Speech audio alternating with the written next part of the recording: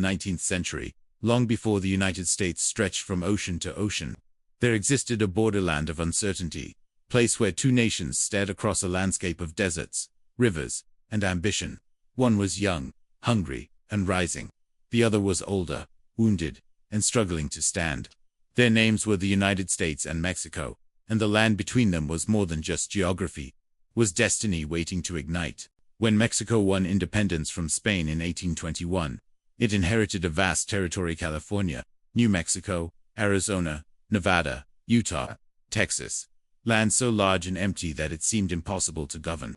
The new Mexican Republic was filled with hope, but plagued with instability. Presidents rose and fell like tides. Generals seized power. Revolutions erupted almost yearly. Mexico possessed land, but not unity. Resources, but not the strength to protect them. To the north, the United States was transforming. Its population surged. Its cities grew. Its appetite for land grew even faster.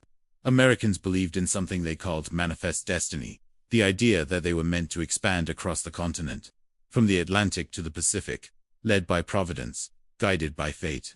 It was not just a political idea, it was a national religion.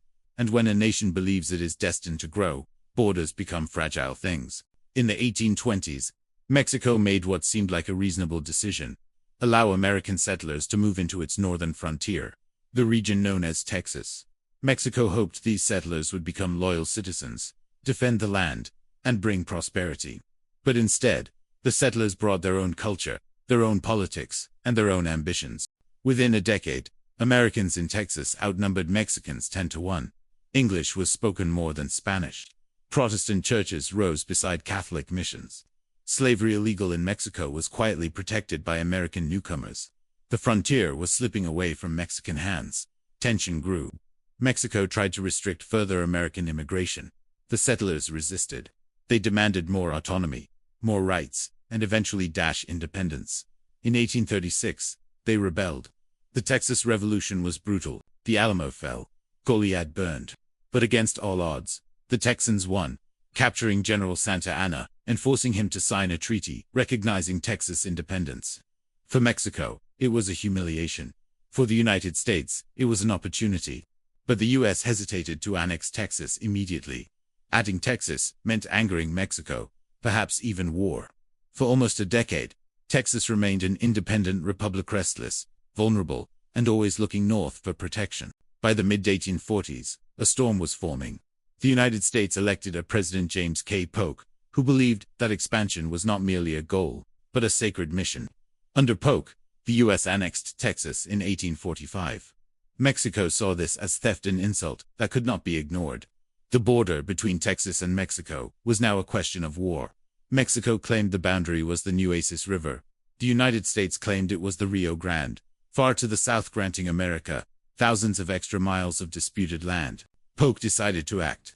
In early 1846, he ordered General Zachary Taylor and several thousand troops to move into the disputed territory. To Mexico, this was an invasion.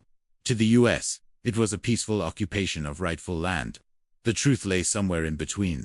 Tension turned to violence on April 25, 1846, when Mexican cavalry encountered an American patrol near the Rio Grande. Shots were fired. Blood was spilled. Several U.S. soldiers were killed or captured. When President Polk received the news, he seized his moment. He went before Congress and declared, "American blood has been shed on American soil." And with that, war began, not because the nations desired it, but because ambition, fear, and fate had dragged them into conflict. But beneath the political speeches and patriotic slogans lay something deeper. This war was not only about borders. It was about identity. Two nations trying to define who they were.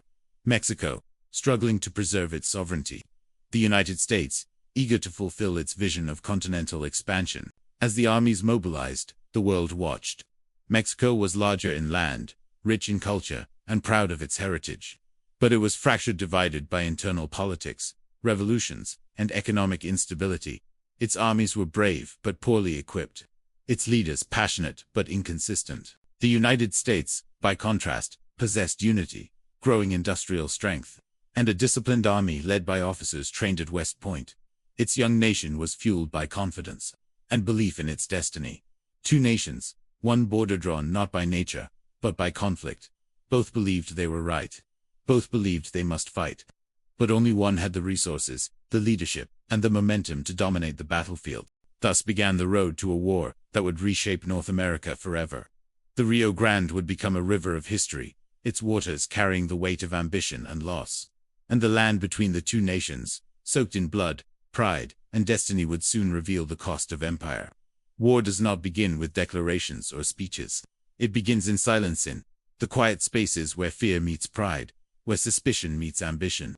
Such was the atmosphere along the Rio Grande in early 1846. As two nations stared at each other across a strip of land, neither was willing to surrender. For decades, Texas had been the fracture that widened between the United States and Mexico. Now, with Texas annexed into the Union, the fracture had become a wound. Mexico refused to accept the annexation.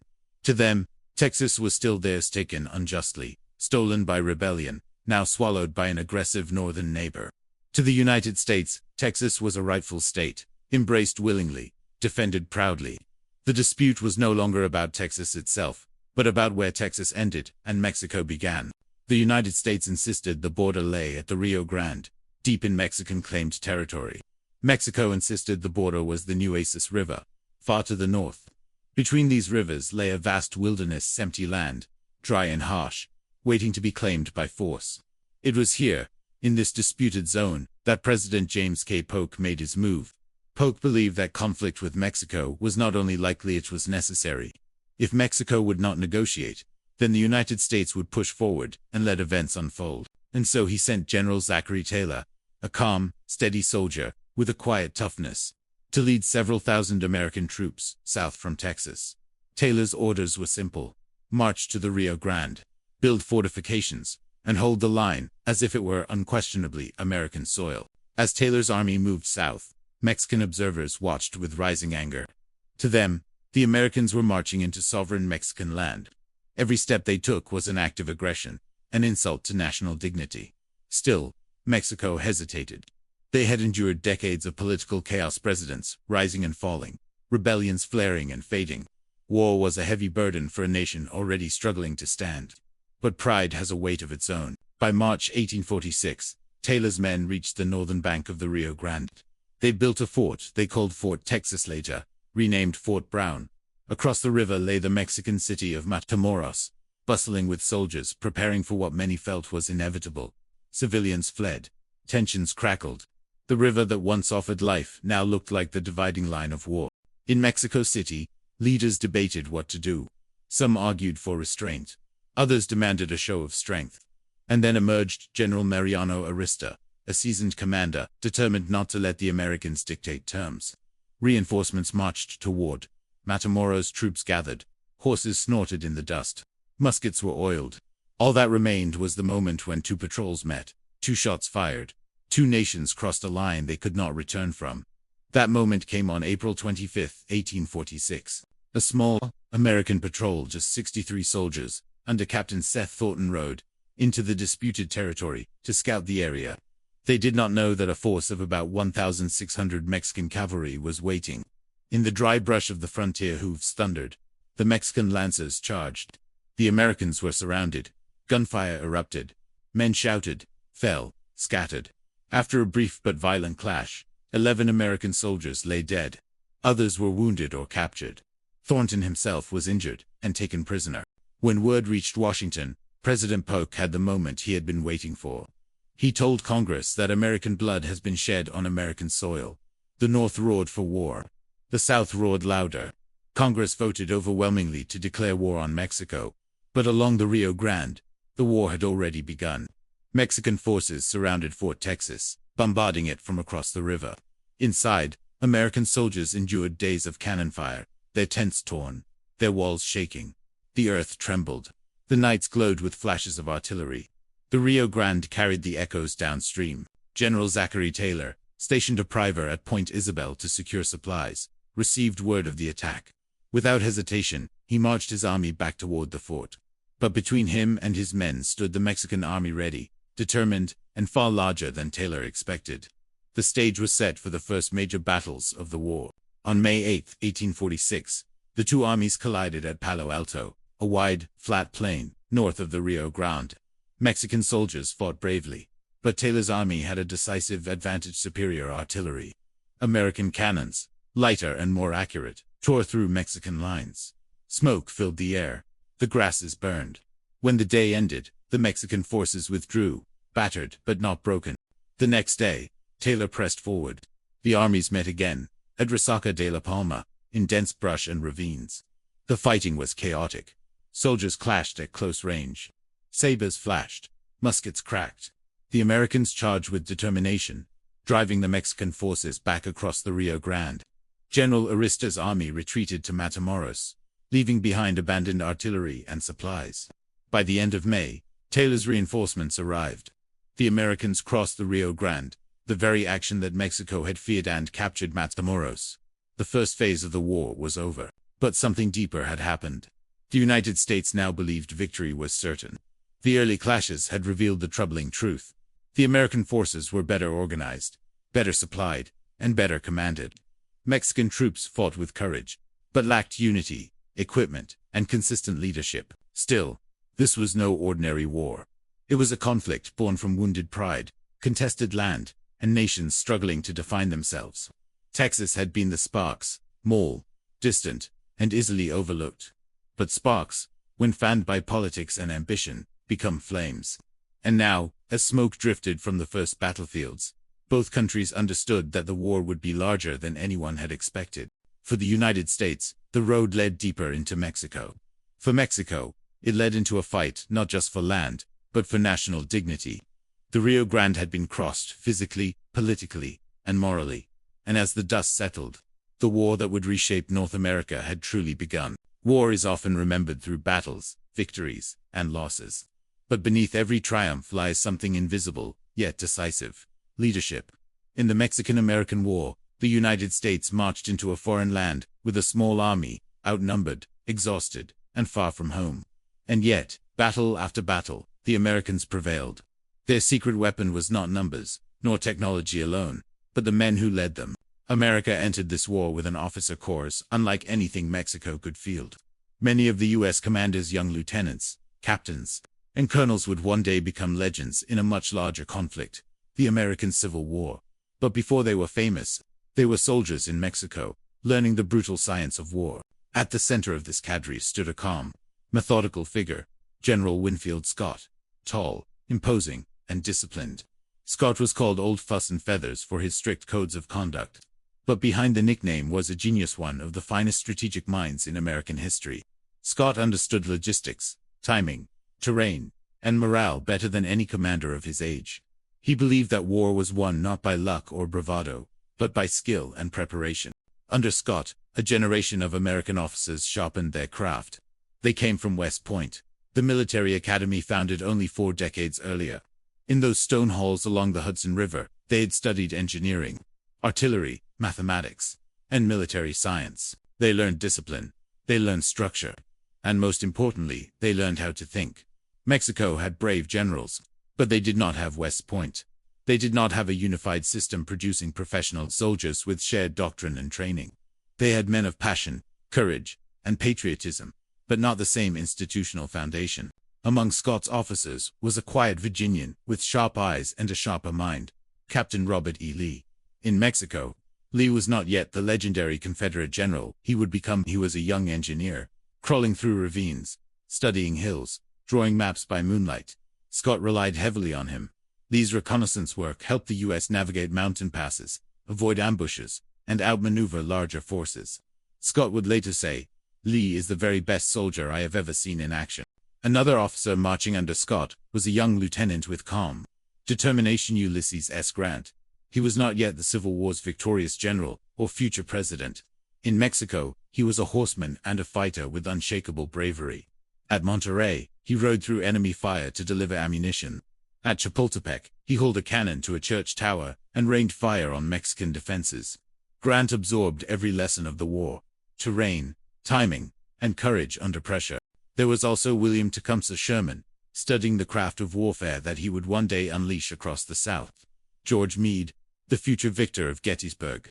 Stonewall Jackson, fierce and relentless, learning the discipline that would define his legend.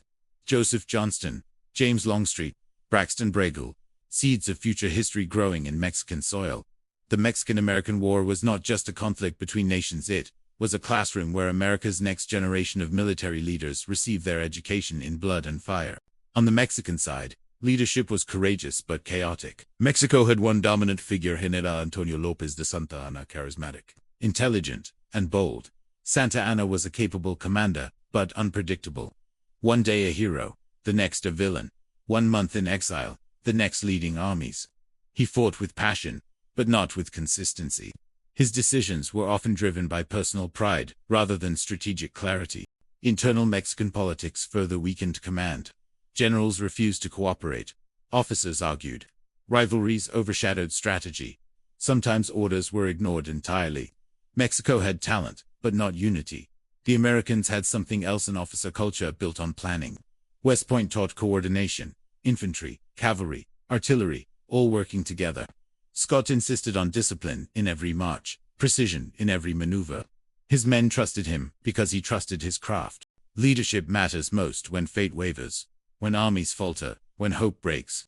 At Palo Alto, it was American artillery officers trained to move cannons quickly and fire accurately who broke Mexican lines. At Resaca de la Palma, it was the leadership of officers like James Longstreet and Samuel Ringgold that turned confusion into victory. At Monterrey, Lee's engineering brilliance helped the Americans navigate the city's defenses. Every battle became a demonstration of how preparation overcomes uncertainty.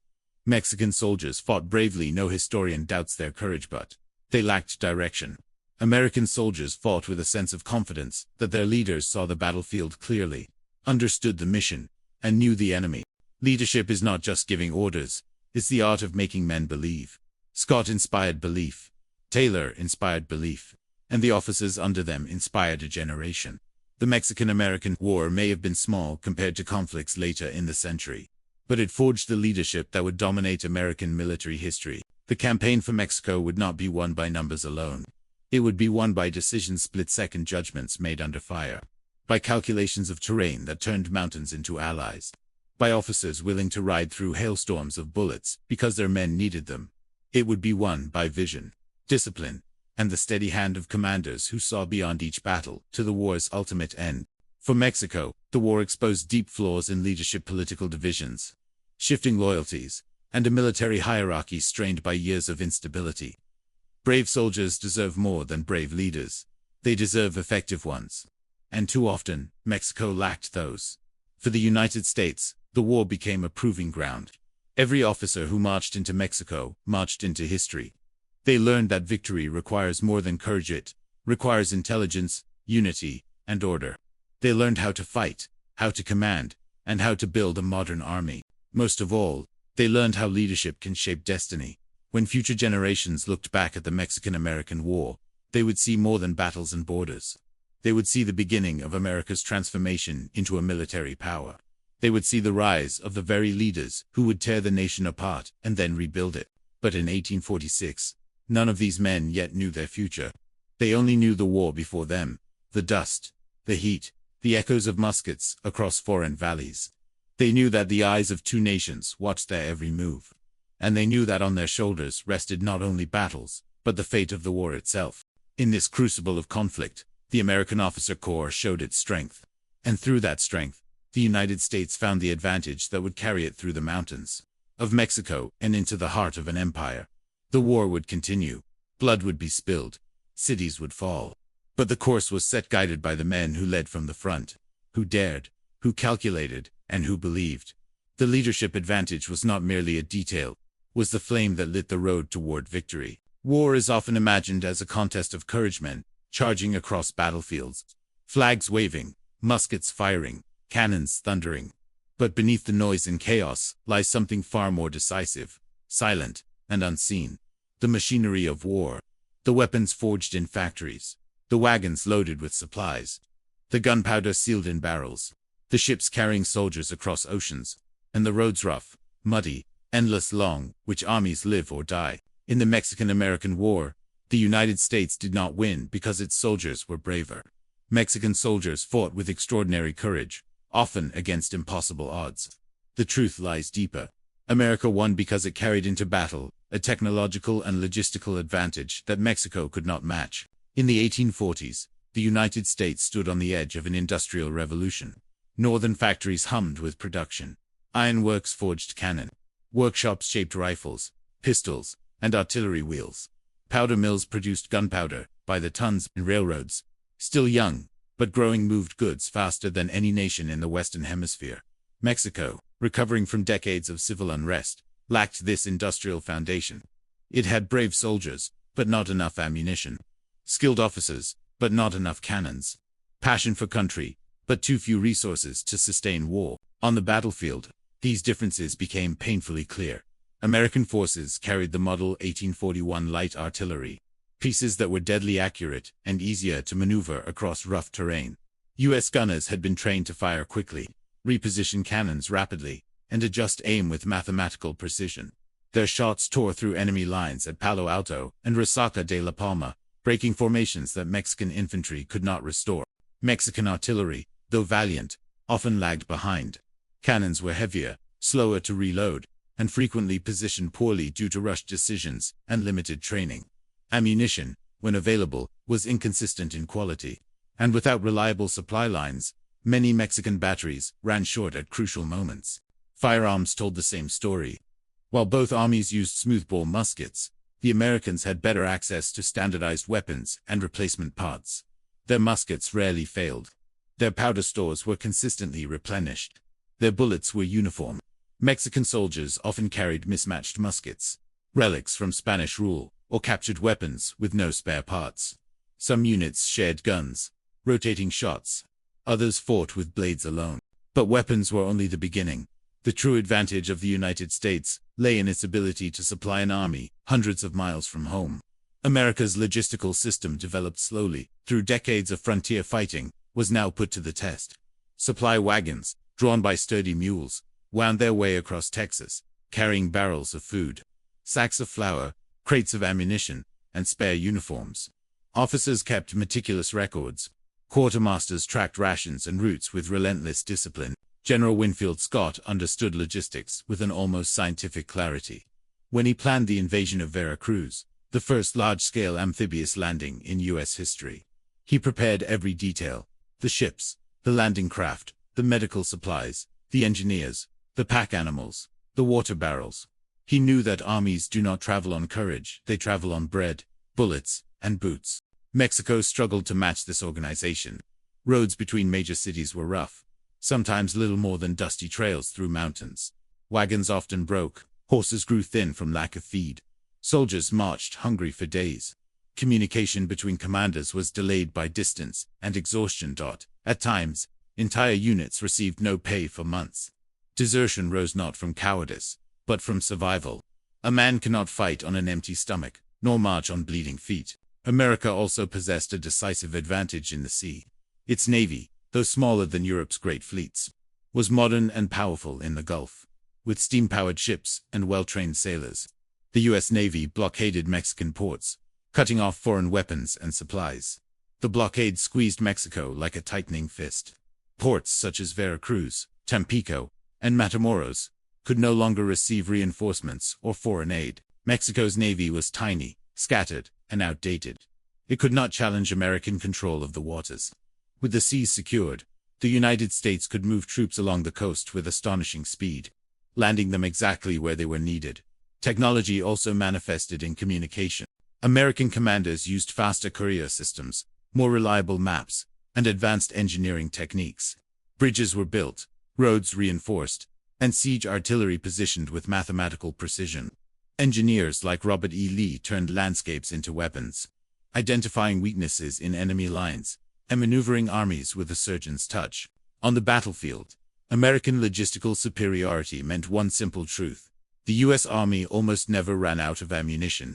Mexican troops, however, sometimes charged bravely into battle, only to find their powder damp, their cartridges few, their muskets nearly useless. Still, the war was not a march without resistance. Mexican soldiers fought valiantly at Monterrey, holding the city house by house, street by street.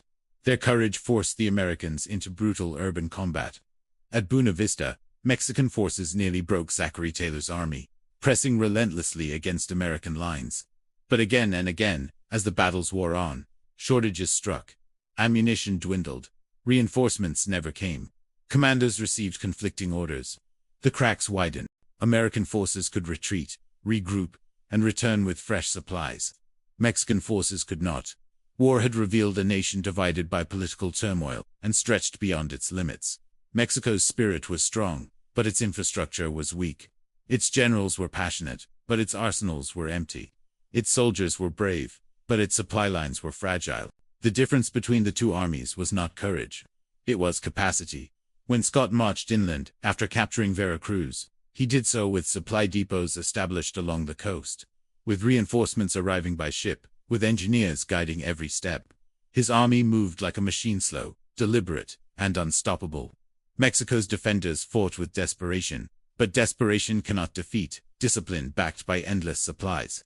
Each battle further exposed the growing gap between the two armies. Each retreat widened the shadow of American power. Weapons decide moments.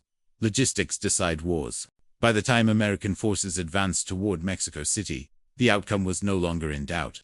Mexico could still fight fiercely, but it could no longer sustain war. The United States had shown that victory was achieved not only on the field, but in factories, in depots, in shipyards, and in the quiet calculations of officers who understood the mathematics of survival. The Mexican-American War was not a victory won by overwhelming force. It was a victory crafted by preparation, sustained by industry, delivered through discipline, and made possible by a nation whose momentum was rising with every passing year. And while cannons roared and muskets cracked across the valleys of Mexico, the real power of the United States moved silently behind them, wagons rolling, powder burning, wheels turning, maps unfolding. That machinery, invisible to most eyes, would carry the American army all the way to the gates of the capital. The war continued. Blood still needed to be shed. Battles still awaited.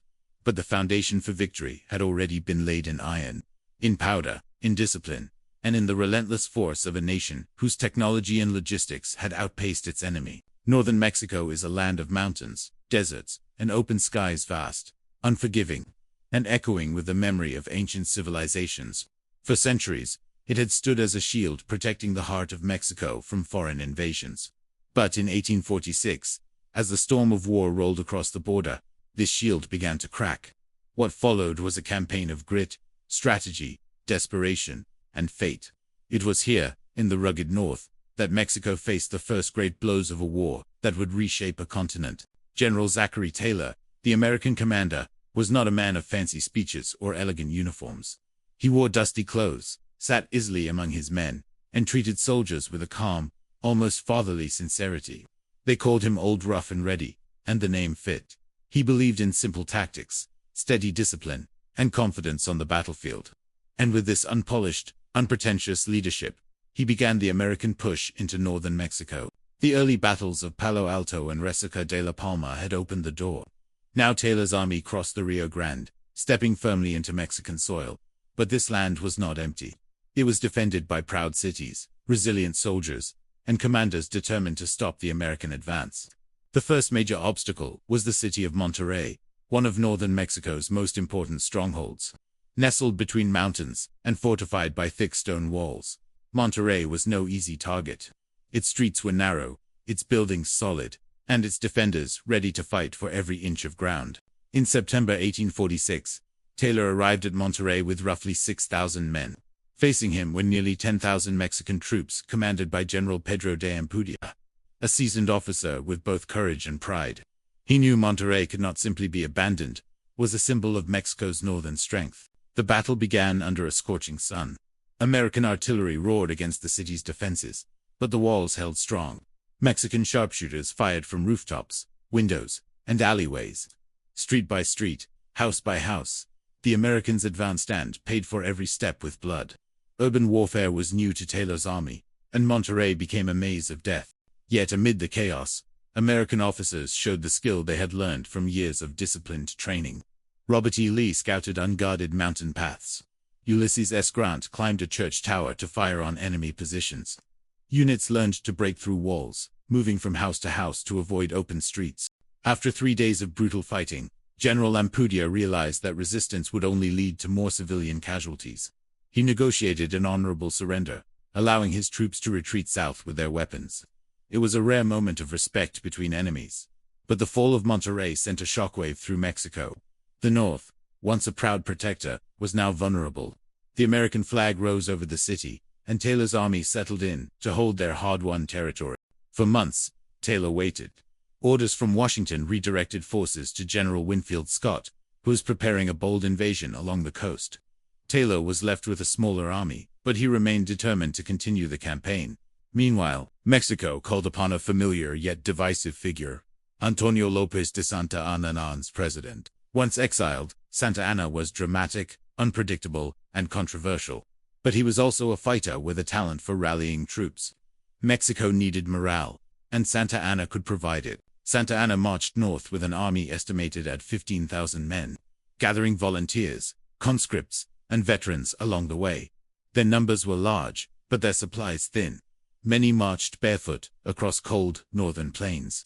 But they followed him, for he promised victory, dignity, and the chance to reclaim lost ground. In February 1847, Santa Anna reached the plains of Buena Vista, where Taylor, with a force of barely 4,500, waited. The odds were staggering, more than 3-1. If Santa Anna crushed Taylor here, he could reverse the war's momentum. The battle began on February 22nd. Under a sky of drifting clouds and sharp winter winds, cannon fire echoed across the valley. Mexican infantry surged forward in disciplined formations.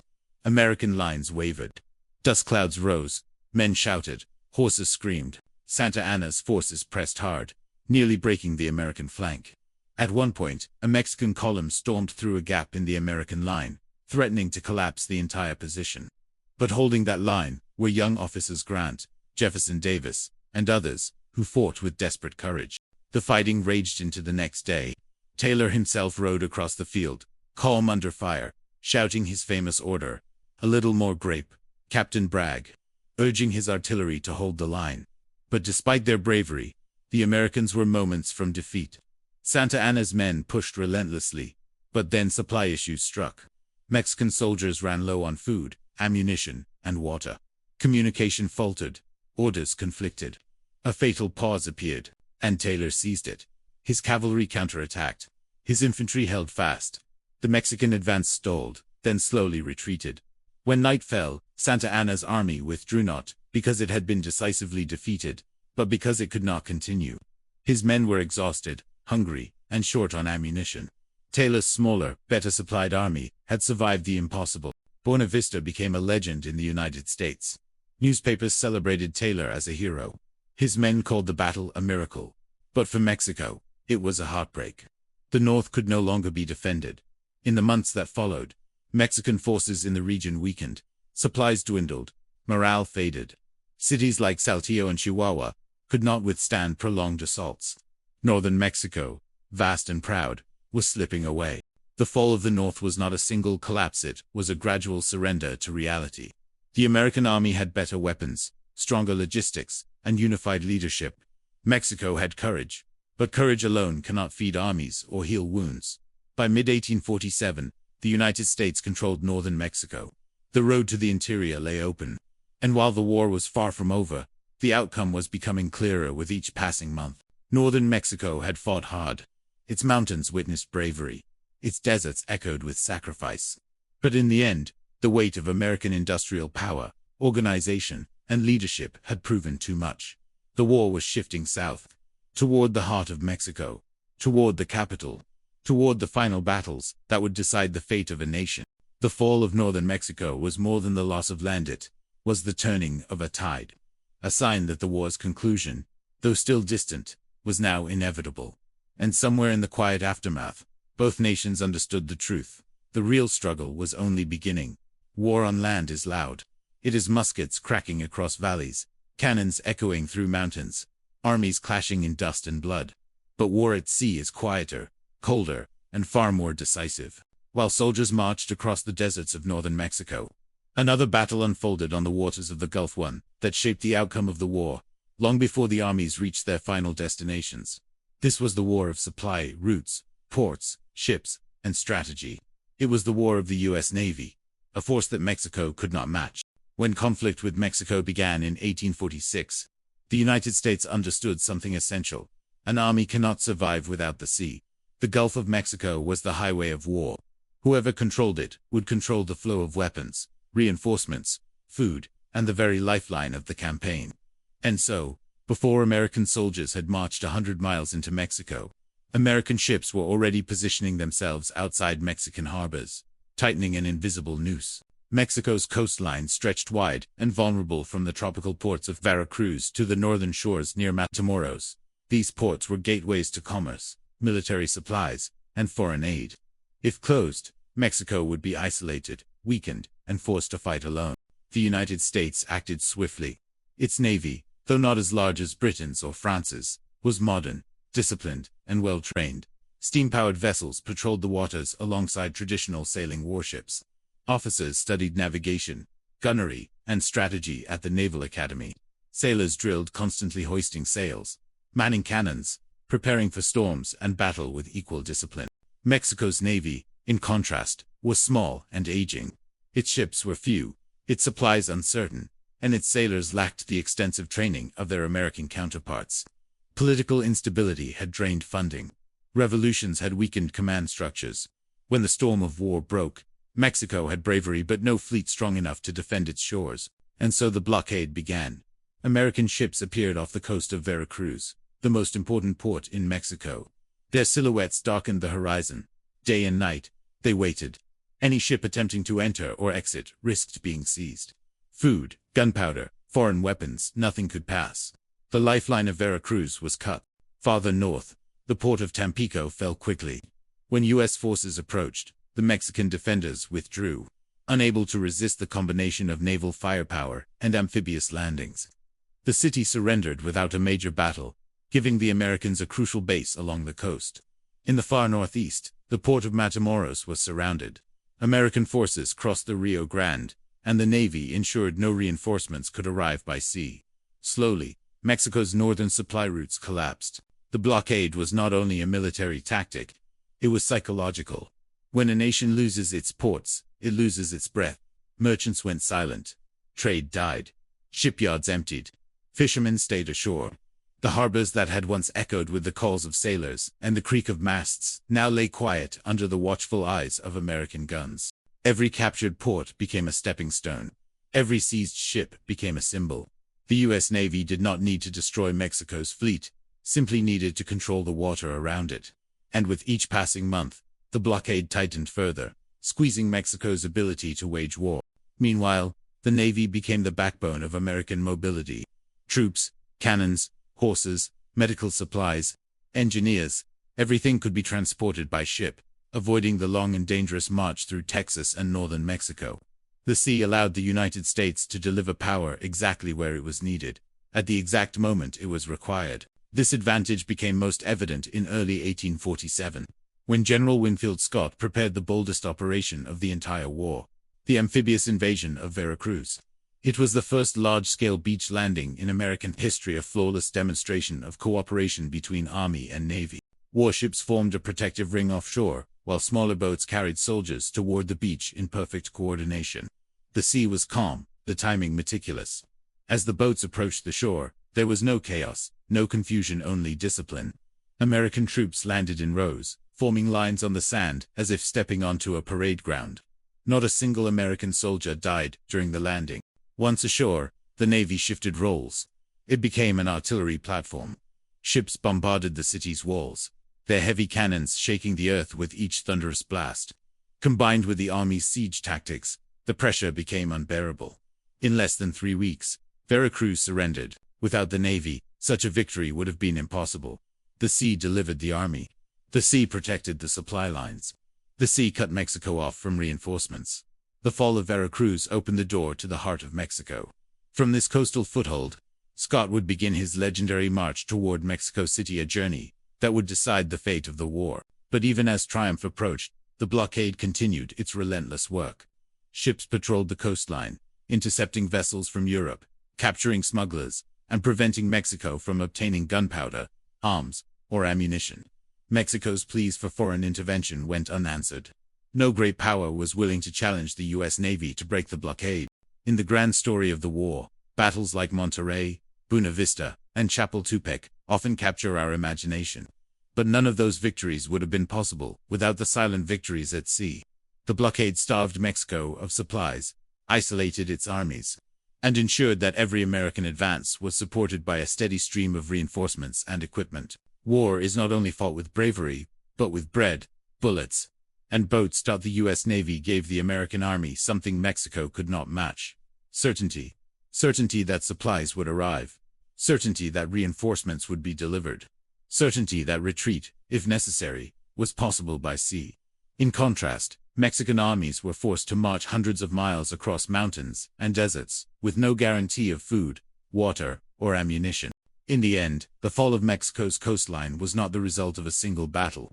It was the result of relentless pressure day after day, month after month, plied by a navy that understood the war would not be won only on land. By controlling the Gulf, the United States controlled the war. And as the blockade tightened around Mexico, the fate of the nation was slowly sealed. The sea had chosen its victor, while the thunder of cannons echoed along the Rio Grande, and the U.S. Navy tightened its grip on the Gulf. Another theater of war opened far to the west, thousands of miles from the political capitals, far beyond the reach of the main armies. This was the forgotten frontier, California and New Mexico. Vast, isolated, and sparsely populated, these lands were more wilderness than province. Yet what happened here would define the future of a continent. Long before war broke out, California had become a magnet for American settlers, traders, trappers, adventurers, men searching for new beginnings. They arrived in small numbers at first, trickling across deserts and mountains, building farms and ranches in quiet valleys. Mexico welcomed them cautiously, hoping they would help develop the region. But just as in Texas, the balance shifted. By the 1840s, Americans in California were growing confident. They carried with them the spirit of manifest destiny, the belief that the United States was destined to stretch from ocean to ocean. And with every passing year, California felt less like a distant Mexican province, and more like a land waiting for American expansion. When war broke out in 1846, tensions were already simmering. Rumors spread that Mexican authorities planned to expel American settlers. Fear mixed with ambition. And then, the spark was struck. In June of that year, a group of American frontiersmen launched what became known as the Bear Flag Revolt. Only a few dozen men participated, but the symbolism was immense. They seized the small town of Sonoma, raised a crude flag painted with a star and a grizzly bear, and declared California an independent republic. They were rebels, adventurers, dreamers. They had no army, no formal plan, no international recognition. But they did not need it. For even as they raised their flag, help was sailing toward them. The United States Navy, already active in the Pacific, received word of war with Mexico. Commodore John D. Sloat moved swiftly, seizing the port of Monterey without firing a shot. American Marines raised the stars and stripes, and California was suddenly under American control. The Bear Flag Republic lasted barely a month before it peacefully dissolved into U.S. military administration. But in that brief moment, the fate of California turned forever. Farther inland, the U.S. Army moved with equal determination. General Stephen Watts Kearny, a steady and disciplined commander, led the Army of the West from Fort Leavenworth on the Missouri frontier. His mission was ambitious: march more than 1,000 miles across deserts and mountains, capture New Mexico, then push on into California. Kearny's men crossed the Great Plains under a scorching sun, then wound their way through the deserts of what is now Kansas, Colorado, and New Mexico. Their march was a testament to endurance. Days passed with little water. Nights were cold and endless. Dust clung to every uniform. The horizon never seemed to change. Yet the army moved on, step after grinding step. When they reached Santa Fe, the capital of New Mexico, they found no battle waiting. Governor Manuel Ramillo, facing political division and lacking reliable troops, chose not to resist. He withdrew, and Kearny entered the city peacefully. Not a shot was fired. New Mexico had fallen without war claimed, not by conquest, but by inevitability. Kearny then pressed forward toward California, but the path grew darker. The deserts of the Southwest tested the army's endurance even further. Water vanished. Horses collapsed. Men marched with lips cracked, faces burned, and bodies weakening from heat and exhaustion. Still, the mission drove them on. When Kearny finally reached Southern California, he found that Mexican loyalists and California rancheros had risen against American occupation. The rebellion was fierce, born of pride and a desire to defend their homeland. California would not fall without struggle. At San Pascual, Kearny's tired cavalry clashed with Californio fighters in a brutal, chaotic battle fought through fog and cold desert winds. American forces were nearly overwhelmed. Several officers fell. Kearny himself was wounded. It was a bitter reminder that even in remote corners of the war, blood had to be paid. But reinforcements arrived: U.S. Marines from San Diego and sailors from offshore ships. Together, they pushed inland, fighting skirmishes at San Gabriel and La Mesa. By early 1847, Los Angeles was retaken. California, after months of turmoil, was firmly in American hands. The Western campaign revealed something profound about the war. Mexico was fighting with courage, but it was stretched impossibly thin. Its northern and western territories were too vast, too remote, and too underpopulated to defend effectively. Armies in the east could not reinforce those in the west. Supply lines were non-existent. Messages took weeks to travel across deserts. Meanwhile, the United States possessed a unique advantage: mobility. Its navy could deliver troops to coastal ports. Its frontier soldiers were accustomed to long marches and harsh environments. Its settlers, already living in California and New Mexico, provided intelligence, support, and in some cases, direct involvement. Still, behind every victory lay the painful reality of displacement. California families who had farmed the land for generations suddenly found themselves under a new flag. Mexican officials lost their authority overnight. The cultural shift was immediate, profound, and irreversible. By controlling California, the United States gained not only a rich land, but something even more valuable: access to the Pacific. Ports like San Francisco and San Diego would one day become hubs of global trade and power. But in 1846, they were simply pieces in a larger strategic puzzle, captured with surprisingly little force, yet immense long-term consequence. In New Mexico, American rule settled like dust on old adobe walls: quiet, steady, inescapable. Kearny established a temporary government, promising protection to civilians and enforcing law under American authority. New Mexico, like California, had slipped into American hands before most of Mexico's leaders even realized the danger. The Western campaign did not have the grand battles of the East, the thunder of Veracruz, or the drama of Monterrey. It was a quieter conquest, swift, efficient, decisive. It showed the reach of American ambition and the vulnerability of Mexico's distant provinces. By early 1847, the United States controlled the entire Pacific coast, north of Baja California. It controlled the deserts of New Mexico, the valleys of California, and the mountain passes that connected them. The war in the West was effectively over. But the greater struggle still raged in the heart of Mexico. And as American troops consolidated their hold on the West, Winfield Scott prepared to launch his legendary march inland toward the mountain capital, the ancient city that was the soul of the nation. The West had fallen quietly, but the center of Mexico would not. The war would now move toward its most dramatic and decisive chapter, and the fate of Mexico would be determined not by remote deserts or distant oceans, but by the battles yet to come in the shadow of the capital itself. The Gulf waters were quiet on the morning the United States chose to gamble everything. Veracruz stood before them, a walled city, ancient and proud, guarding the gateway to the heart of Mexico. To take it would open the road to the capital. To fail would strand an American army on foreign soil, cut off from supplies, surrounded by enemies, and swallowed by disease. What Winfield Scott planned was unprecedented: an amphibious invasion, on a scale the young nation had never attempted. As the sun rose on March 9, 1847, the horizon filled with sails. 80 ships, warships, transports, cutters, and steam vessels spread across the Gulf like a floating city. On deck stood thousands of soldiers, staring at the distant coastline with a mixture of fear and awe. They knew they were moments away from stepping into history. General Scott had spent months preparing for this moment. He studied the tides, the beaches, the defenses. He coordinated every detail with the naval landing boats, artillery placement, medical stations, supply routes. Unlike many generals of his time, he believed that careful planning saved lives. And at Veracruz, he would need every advantage he could muster. The Mexicans knew the Americans were coming. Cannons lined the fortress of San Juan de Ulua, one of the strongest coastal defenses in the hemisphere. Soldiers manned the walls. Lookouts watched the sea. Veracruz was ready to resist. Yet nothing could prepare them for the precision of the American landing in the afternoon breeze. Small boats began their silent advance toward the beach. The sea shimmered under them, the oars dipping in perfect rhythm. Not a shot was fired.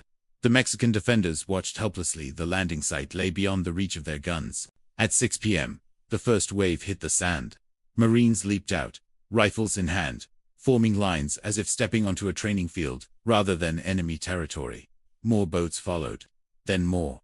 By nightfall, 10,000 American soldiers stood on Mexican soil, and not a single life had been lost. The beach at Colado had become the birthpoint of a new phase in the war. Scott wasted no time. He ordered the construction of a massive siege line around the city, knowing that a direct assault would cost thousands of lives. Trenches were dug through sand and stone. Artillery batteries rose like silent giants. Engineers calculated distances with eerie precision. Night after night, soldiers worked without rest, their shovels cutting into the earth as lanterns flickered in the darkness. Inside the walls, civilians huddled in fear. Mexican soldiers prepared to defend every street. The people of Veracruz were trapped between duty and despair. The city braced itself. On March 22nd, the bombardment began. The air shook as American artillery unleashed its fury. Cannons thundered, mortars screamed, and the sky lit with the fire of war. Walls crumbled. Buildings collapsed. Smoke drifted across the harbor like a dark tide. The siege tore into the ancient city, each blast echoing across history. The Mexican defenders answered with courage. They returned fire as best they could, their cannons booming defiantly from the fortress and city walls. But their weapons were fewer, older, and quickly silenced. Day after day, the American siege tightened. Food dwindled. Water supplies grew tainted. Disease spread among the civilians trapped inside. For 4 days, Veracruz endured fire from every direction. But on March 27th, the city could take no more. Its walls were shattered. Its people were suffering. And so, the white flag rose. Veracruz surrendered. With its fall, the United States achieved the impossible. It had secured a major foothold on the Mexican coast. Not through overwhelming force, but through meticulous planning and disciplined execution. No previous amphibious landing in American history had matched its scale or success. Scott now had what he needed, open door into the interior of Mexico. But that door led to a dangerous road, mountains, ravines, narrow passes, and cities waiting to fight. Ahead lay battles far deadlier than Veracruz. And the capital itself stood at the end like a fortress of stone and pride. Yet for now, victory belonged to the Americans. The gamble had paid off. The invasion had been flawless. And the war had entered a new and final phase, one that would decide the fate of Mexico. The fall of Veracruz was not the end of the war only, the unlocking of a door. Beyond that door stretched a road dangerous enough to break armies and humble empires. If Winfield Scott wished to end the conflict, he would have to march his men into the interior of Mexico. Across mountains, rivers, and fortresses, all the way to the capital, Mexico City, the ancient heart of the nation, protected by terrain, pride, and unbroken history. No foreign army had ever conquered it. But Scott intended to try. In April 1847, he gathered his forces, left a garrison in Veracruz, and began the long climb upward. The road twisted through narrow passes, steep cliffs, and jungles thick with heat. It was a march unlike anything the American army had ever attempted. Disease lurked in every stagnant pool. Bandits stalked the trails. Supplies ran thin. Every mile felt like a battle against the land itself. But the greatest danger waited ahead. General Santa Anna returned once more to lead Mexico's armies. Though beaten at Buena Vista, he was far from finished. He gathered thousands of men, some veterans, some villagers, armed with little more than courage, and positioned them at Cerro Gordo, a mountain fortress blocking the road to the capital. When Scott reached the pass, he saw the danger immediately. The Mexican army sat high above, cannons ready, rifles aimed at every path. A frontal assault would be suicide. But Scott had something. Mexico did not a corps of engineers who understood the terrain like surgeons reading the human body. Among them was a quiet young officer, Captain Robert E. Lee. He slipped through the ravines at night, studied the hills by moonlight, and returned with the discovery of a hidden path through the brush that could turn the entire Mexican position. At dawn, Scott struck. While a diversionary attack drew Mexican fire from the front, American troops followed Lee's path through the hills, storming the ridge from behind. Mexican lines collapsed in shock. Soldiers fled in confusion. Santa Anna's cannons fell silent. Cerro Gordo had fallen. The road to Mexico City lay open once more. Yet the march did not grow easier. As the Americans climbed higher, The air thinned, the nights chilled, and the mountains tightened their grip. Villagers watched the troops pass, in silence, some fearful, some resentful, none untouched by the war. At Puebla, the second largest city in Mexico, Scott paused to regroup. His army had shrunk to size, and battles had taken their toll, but the men who remained were hardened, disciplined, and resolute. They knew that the final stage was approaching. They knew the capital was near. In August 1847, they marched again, and now the Valley of Mexico opened before them, a vast basin, surrounded by mountains, shimmering with lakes and ancient canals. At its center rose Mexico City, crowned by churches, palaces, and the memory of civilizations long gone. But the capital was ringed by fortifications. The roads leading to it were guarded by thousands of Mexican troops and defensive works carved into the land with desperate determination. At Contreras and Churubusco, Scott's army fought with relentless force. Mud, rain, and tangled terrain turned the fields into chaos. Yet American units pushed through, flanking Mexican positions and breaking them with stubborn intensity. These battles were not easy. They were brutal, costly, and felt in every heartbeat of the men who fought them. Still, victory followed victory. Santa Anna defended fiercely, but he could not stop the American advance. His troops retreated toward the final defenses, near the capital. Then came the last great barrier, Chapultepec, a castle perched on a steep hill overlooking the city. Its walls were strong. Its cannons watched every approach. And inside were young Mexican cadets boys, some barely teenagers who refused to abandon their post. The fighting there would be legendary. But that story belonged to the next chapter. For now, the march had reached its end. After months of climbing mountains, breaking fortresses, and defeating armies, the Americans stood at the gates of Mexico City. Behind them lay the valleys they crossed, the battles they survived, and the sacrifices that had brought them this far. Ahead lay a final confrontation, a capital waiting to decide the fate of the war. The march to Mexico City was more than a journey. It was the slow tightening of history, the narrowing of paths, the gathering of forces destined to collide. And now, at the edge of the ancient city, the climax of the Mexican-American War stood ready to unfold. Mexico City waited like a wounded king, majestic, proud, but surrounded by the smoke of approaching war. Its ancient lakes shimmered beneath the sun. Its palaces rose above canals and gardens, and its churches cast long shadows over streets filled with fear. For months, the capital had watched the enemy draw closer, battle by battle, ridge by ridge. Now, in the late summer of 1847, the moment had arrived. The war would be decided here, in the city of emperors, rebellion, and centuries-old memory. Guarding the western approach stood Chapultepec, a castle perched on a rocky hill. Below it lay military barracks, gardens, and the long causeways leading into the capital. To take Chapultepec would open the city. To lose it would seal Mexico's fate. General Santa Anna knew this. General Winfield Scott knew it as well. And both understood that the fight for the hill would be fierce. Inside Chapultepec were soldiers, officers, and most famously military cadets. Some were barely in their teens, but they held rifles with trembling hands and looked down the hill with determination that far outweighed their years. They were young, but they were not afraid. They would become known as the Niñas heroes, the boy heroes of Mexico. On the morning of September 13th, American artillery opened fire. The hill shook with explosions. Stones shattered, trees splintered.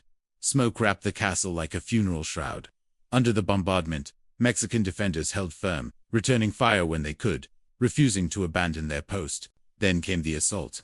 American troops surged up the steep slopes, fighting through rocks, trenches, and barricades.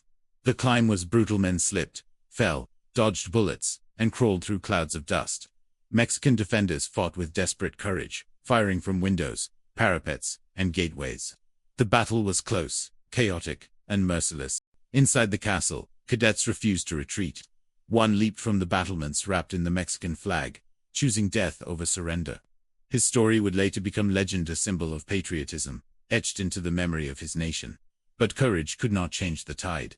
By midday, American forces broke through the final gates. The defenders were overwhelmed. Chapultepec had fallen. With the hill captured, the road into Mexico City lay open. Santa Anna ordered a retreat. The last defenses cracked. The city braced itself for the inevitable. Scott's army approached the capital from two directions, battalions moving down the causeways, flags waving above smoke-filled streets. Resistance continued in pockets, but it was scattered, uncoordinated, desperate. Civilians hid behind doors and barricades. Church bells rang not for celebration, but for warning. In the early hours of September 14th, Santa Anna abandoned the city. His army slipped away under darkness, leaving the capital to its fate. Before dawn, the Mexican government fled, carrying what remained of its official documents. Mexico City, the heart of the nation, had been left without leadership. And so, as the sun rose over the Valley of Mexico, American troops marched through the gates. Their boots echoed against ancient stones. Their banners fluttered in the morning light. Soldiers looked upon the city not with triumph alone, but with awe. Few moments in American history would ever match the weight of this one. The capture of a foreign capital, after months of unforgiving war. There was no grand battle in the streets. No final stand. Only pockets of resistance, scattered shots, and the grief of a city brought to its knees. Civilians watched from windows as the foreign army entered. Some wept. Others stared in silence, numb from exhaustion and loss. When Winfield Scott reached the central plaza of the Zocalo, he stood before the National Palace and took possession of the city in the name of the United States. The war was not yet officially over, but its conclusion was now undeniable. Mexico had been defeated not only on the battlefield, but in its capital, its heart, its history. Yet victory carried a shadow. War leaves scars that victories cannot heal. Streets were littered with broken stone. Families mourned. Children searched for missing fathers. And across the city, the haunting question hung in the air. How had it come to this? For the Americans, the fall of Mexico City marked the peak of their military ambition. For Mexico, it was the deepest wound or humiliation that would echo for generations. But in that moment, beneath the bells of the capital and the smoke drifting into the mountains, one truth became clear. The war was ending. The Treaty of Guadalupe Hidalgo would soon be negotiated. Borders would change. Nations would be reshaped. A continent would take a new form. But the memory of Chapultepec, the fall of the capital, and the bravery of those who defended it would never fade. The city had fallen. The war was nearly done. But the story of Mexico, the pride, the resistance, the grief would live far beyond that final day. When the guns finally fell silent around Mexico City, the air hung thick with exhaustion. The capital had been taken, the armies shattered, and the Mexican government scattered in confusion. Yet the war was not officially over. The United States had captured the heart of Mexico. But peace required something far heavier than victory. It required surrender written in ink. And so began the final act of the conflict. Negotiation, loss, and the painful birth of a new border. In early 1848, American and Mexican envoys gathered in the small town of Guadalupe Hidalgo, north of the capital. It was a quiet place, far from the smoke of battle, but the weight of continents rested on its walls. Mexico, weakened by years of political upheaval and devastated by the war, understood that further resistance would only bring more suffering. Its treasury was empty. Its armies were broken. Its people were exhausted. The nation had fought with courage, but courage could not rebuild shattered defenses. The United States arrived with confidence, but also with calculation. President Polk wanted vast stretches of territory, stretching from Texas to the Pacific Ocean. The American negotiators laid out their terms. The Rio Grande would be the new border. New Mexico and California would be ceded to the United States. In total, Mexico would lose more than half its territory, an unimaginable loss for a nation already on its knees. But in return, the United States would pay $15 million in compensation and promise to respect the property and rights of Mexican citizens living in the ceded lands. It was not charity, it was diplomacy wrapped in the language of fairness, a gesture meant to soften the blow of defeat. For Mexican officials, the treaty was a bitter cup. Signing it meant acknowledging the end of a dream, the dream of a Mexican territory stretching across mountains, deserts, and oceans. Signing it meant accepting the humiliation of defeat, the loss of cities and rivers and lands cherished for generations. Yet refusing it meant more war, more death, more ruin. And so, on February 2, 1848, the Treaty of Guadalupe Hidalgo was signed. A few strokes of a pen ended a war that had killed thousands, reshaped nations, and forever altered the map of North America. News of the treaty spread slowly across the land. In Mexico, it brought sorrow, anger, and deep reflection. Families who had fought for their homeland wept for the land they had lost. Soldiers who had survived fierce battles returned to homes now marked by new borders. A sense of national grief settled over the country, grief that would echo through generations, shaping its politics, identity, and pride. In the United States, the reaction was different. Newspapers celebrated victory. Politicians praised Manifest Destiny, claiming the war had fulfilled America's divine mission to expand westward. Settlers rushed into newly opened lands: California, with rumors of gold soon to erupt, and New Mexico, with its ancient pueblos and vast plains. The nation felt a surge of confidence, unaware that the officers who fought together in Mexico would one day face each other in civil war. The aftermath brought questions neither nation could ignore. For the United States, the newly acquired lands ignited fierce debates. Would slavery be allowed there? Should these territories become states? These arguments would eventually tear the country apart, leading to battles bloodier than any fought in Mexico. For Mexico, the war's end marked the beginning of rebuilding a struggle against political division, economic weakness, and foreign pressure. Yet despite the loss, Mexico's spirit endured. A nation wounded, but not broken.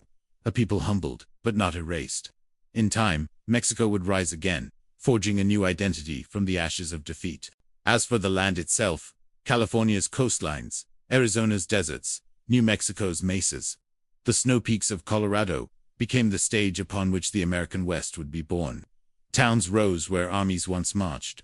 Railroads crossed deserts, where soldiers had once suffered.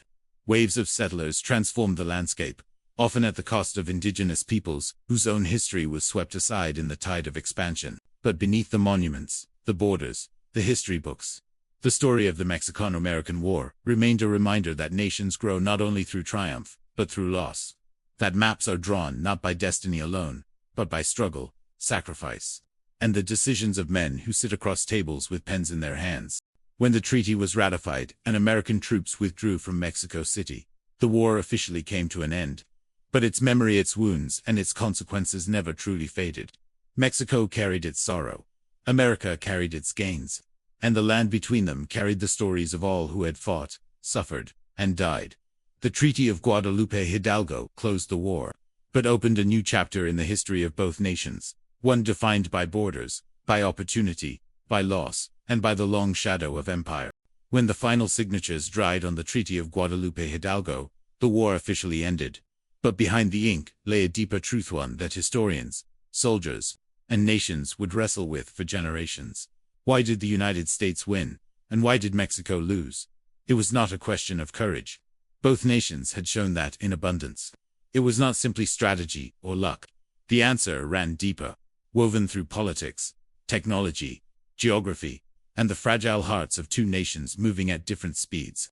The United States entered the war with a burning momentum. It was a young nation, expanding fast, fueled by a booming economy and a population hungry for land. Factories roared. Farms expanded. Railroads reached farther each year. The ideology of Manifest Destiny, the belief that the nation was meant to stretch across the continent, gave the public a sense of purpose. Every soldier marching south believed he fought not just for land, but for destiny. Mexico entered the war differently. It was a nation rich in history and culture, but struggling with internal fractures. Since gaining independence from Spain in 1821, Mexico had endured more than 2 decades of political chaoscopes, revolutions, assassinations, and presidents rising and falling like storms. Its economy was weakened, its treasury nearly empty, its armies underfunded and divided. A nation divided cannot fight with one heart. American leadership was another decisive factor. The U.S. Officer Corps had been shaped by West Point, where discipline and engineering were taught with precision. Generals like Winfield Scott and Zachary Taylor brought order, planning, and professionalism. Young officers Grant, Lee, Sherman, Meade studied battlefields like mathematicians, studying equations. Their decisions were grounded in training and unity. Mexican leadership suffered not from lack of bravery, but from lack of cohesion. Generals argued. Orders overlapped. Politics interfered with strategy. Santa Anna, charismatic but unpredictable, led armies with flashes of brilliance, but also crippling misjudgments. Soldiers fought bravely, but were often abandoned by leadership that lacked resources, clarity, or stability. Then came the unforgiving weight of logistics. War is a creature fed by supply. Food, bullets, boots, wagons, powder, these are the arteries that keep armies alive. The United States had them all. Factories supplied weapons. Navy ships carried ammunition and reinforcements. Quartermasters calculated routes. Every American battalion marching on Mexican soil knew that supplies would follow. Mexico could not match this. Its roads were long and broken. Its supply lines were thin. Its soldiers marched hungry. Ammunition ran out in crucial battles. Cannons lacked consistent powder. Reinforcements could not move fast enough. Courage without supplies becomes sacrifice. Technology widened the gap. American artillery was lighter, faster, and more accurate. American rifles were more reliable. American communications maps, engineers, scouts operated with methodical precision. Every battle, from Palo Alto to Churubusco, revealed the same pattern. American firepower could break formations long before Mexican troops reached musket range. But above all, the United States won because it fought a war that Mexico could not afford. Mexico defended its homeland, but each battle cost more than it could replace. Every fallen soldier, every lost cannon, every shattered fortification strained a country already weakened by debt and political division. America, by contrast, had the reserves economic, military, and industrial to sustain campaigns far from home. This was not a war of equals. It was a war of endurance, and only one nation had the strength to endure. Yet victory brought consequences neither side fully expected.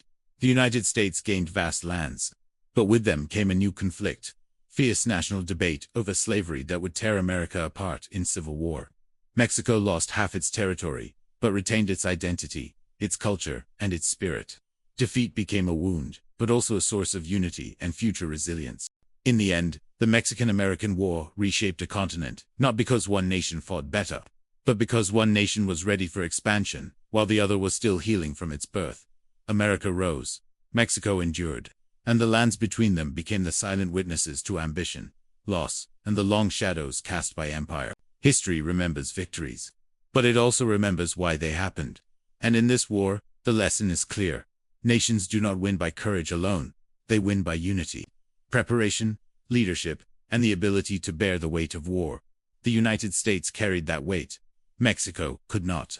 And so the map changed, the borders shifted, and the story of North America entered anew, reshaped forever by the choices, sacrifices, and struggles of those who fought on both sides.